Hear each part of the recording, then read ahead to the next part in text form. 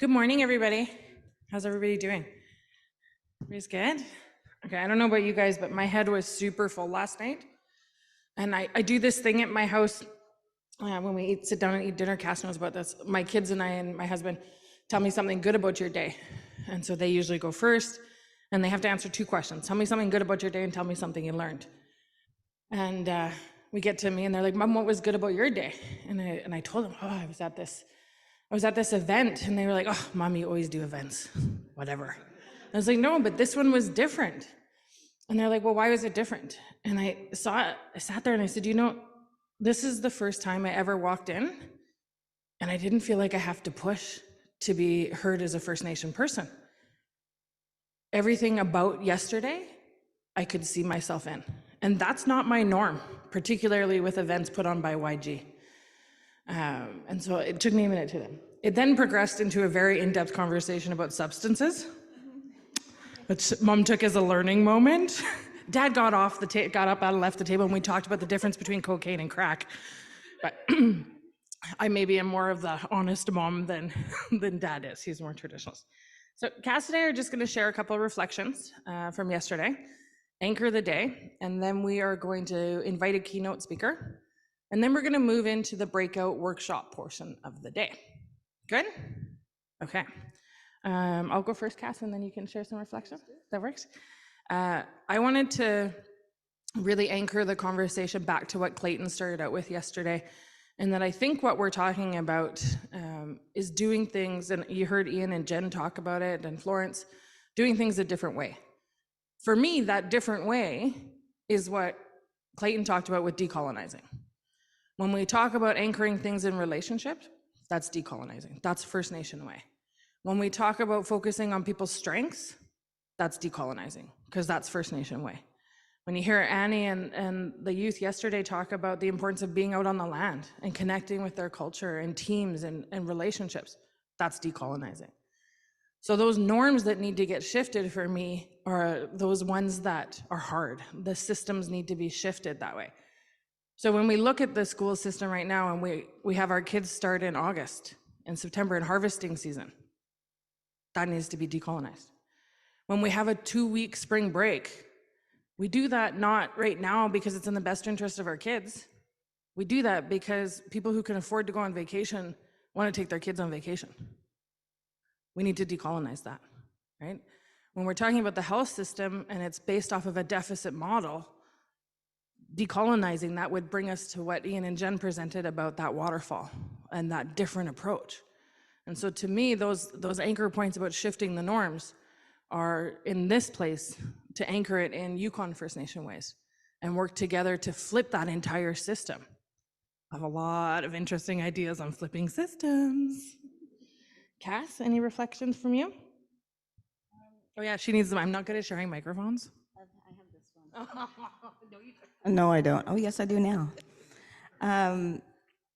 Yeah, I think probably like a lot of you, I spent a lot of last night thinking about Clayton's talk yesterday.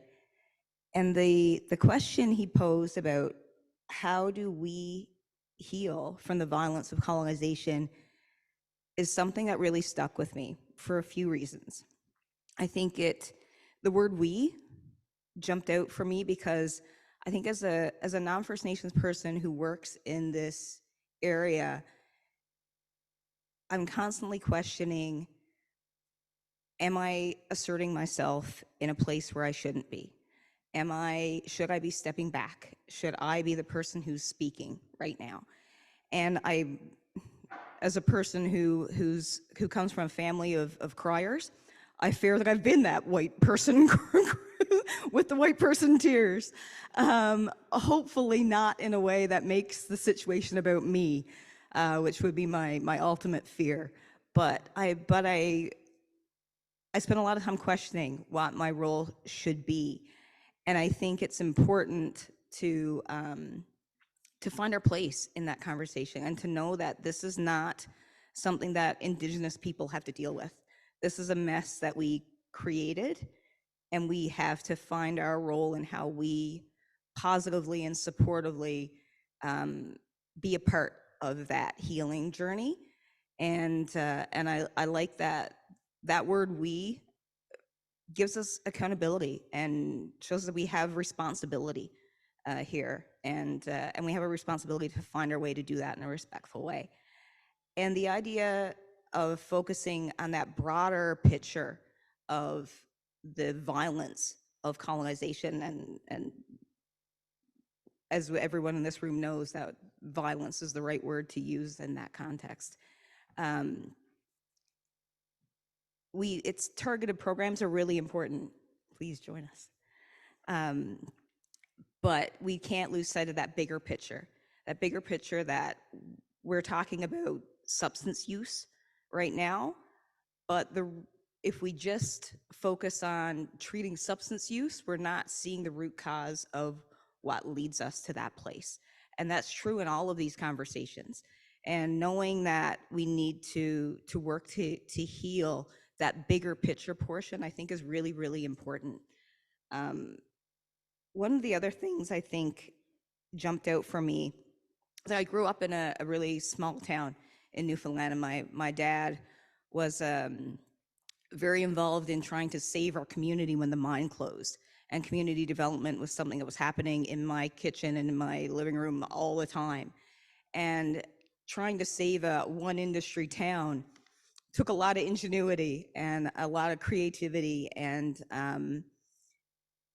I can see the power of being in a small community, the power of being in a place where you have direct access to your leadership, where you have a common understanding that governments need to work together on the same level, that you have different opportunities to bring different voices to the table and to try things. We live in a small enough place where we can work to try things differently, to do things in a different way. And like Tosh said, yesterday felt really good.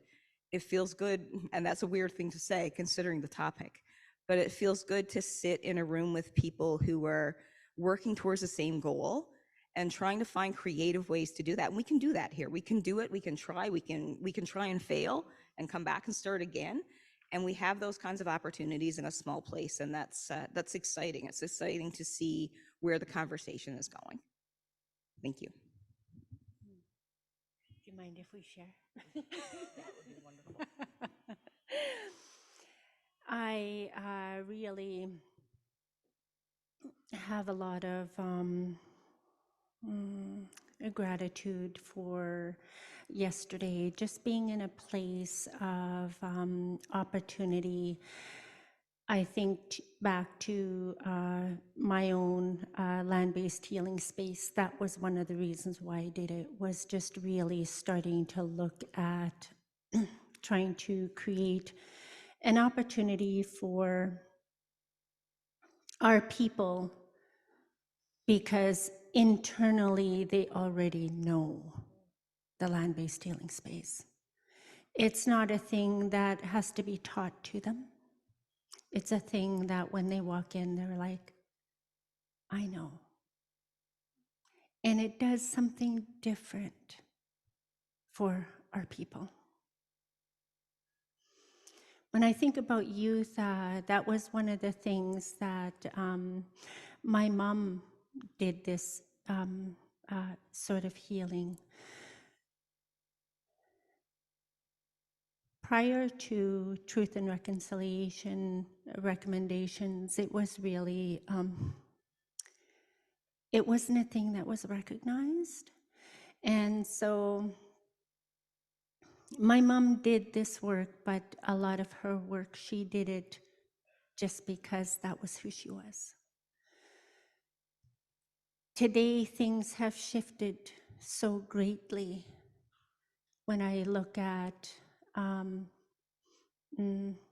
having a meeting that I'm going to talk about right now. Every one of those workers I'm sitting there in their team meeting, trying to explain to them what I'm doing. And every one of those workers were engaged with me. They were sitting there quietly, listening to what I was saying. I really, we talk about reflection. I really had to stop and say to them, I need a minute. And I needed that minute because in that moment, I really had to honor what our people, how far our ancestors have brought us as a people. My dad was a chief for 10 years with Tuck River Tlingits.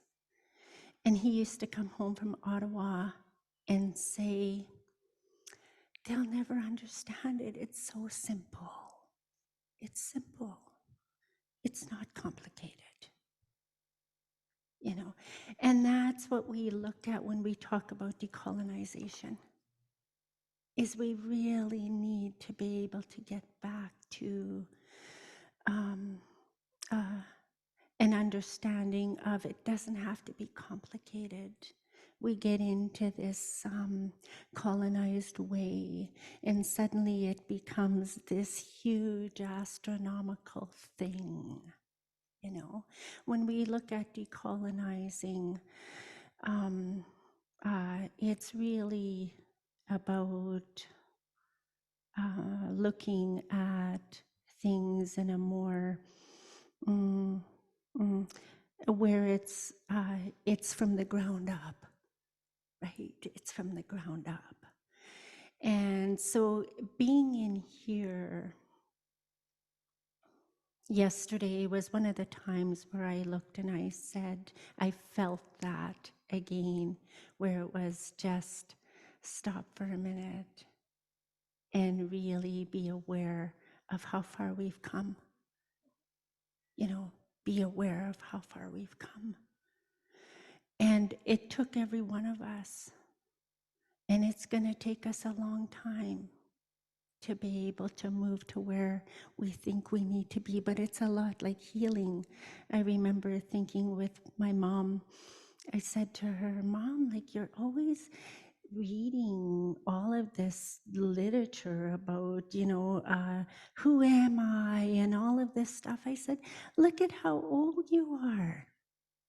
Like, you know, just stop doing it now. Like, whatever you're doing, you've probably accomplished it, because I was young.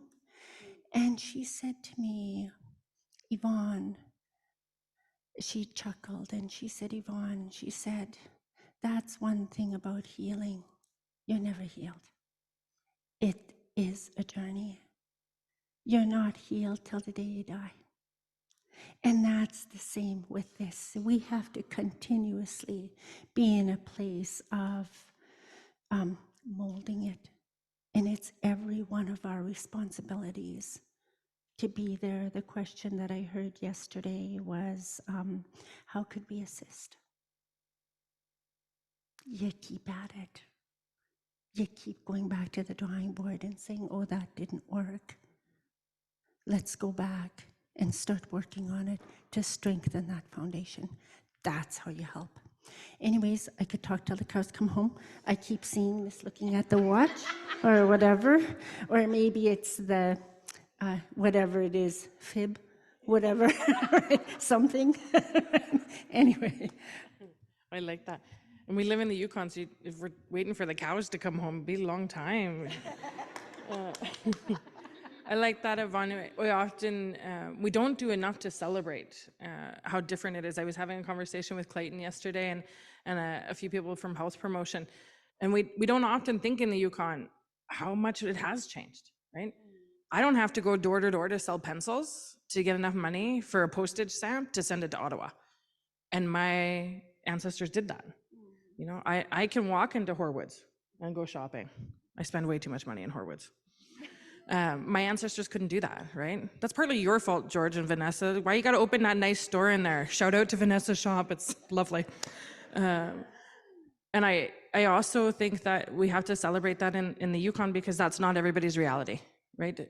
If we were doing this in other parts of Canada, we probably wouldn't have opened with 2 songs and drum. We probably wouldn't have opened with a pamphlet that has a reconciliation statement that if you have not read it, you need to read it. And shout out to other YG folks, if you don't have a reconciliation statement as good as Health Promotion Unit, here's your chance to work on one. So I want to just end off this part by saying, I think today is our opportunity to dig into those conversations that we started with yesterday, but dig deeper. Let's talk about how to shift those norms. Let's talk about what it looks like to decolonize. Let's talk about what it looks like to shift those numbers that Ian and Jen showed and to fill in that picture that they asked. And I really appreciated the gentleman who stepped yesterday and said, what about those people that aren't in the survey? What about those people that aren't represented on that? And that's right. And I think that, to me, when Ian said, we got to fill in this picture, this is one piece of a very complex picture. And that means we all have something to share on that picture. And I would just say, it doesn't matter to me if you work in health, if you work in education, if you work for your First Nation government, or if you are an entrepreneur. When we talk about decolonization, we're talking about decolonizing the space we work in, the physical space, the intellectual space. We're talking about decolonizing the governance, the way we make decisions, who has the power to make decisions. We're talking about decolonizing programs. How do we build programs that are reflective of multiple worldviews and put a critical lens to those programs for oppression and things that are power struggles? Services. How do we decolonize services? Well, one of the best ways we can start that is getting out of our habit of just focusing on Whitehorse and pushing our conversation out to communities, right? And I often put I think Cass comes from the Newfoundland version of Burwash, Buckins, so she gets it. But I often put the Burwash test on it, right? We have one bank open 2 days a week. We don't have a health center. We don't have a youth center. We don't have a gym. We're gonna get a school, but it's 4 years away, right? If we can do something successful in a community like that, that's decolonizing a program or a service. We got to put that lens on it in the Yukon, because we can't come to Whitehorse all the time. We don't have a hockey team. I was the captain of the Burwash girls basketball team, for God's sakes. We went to Greenland. Oh, God, it was so bad. We didn't even have a basketball hoop. Anyway, different workshop, Tosh. Let me see. So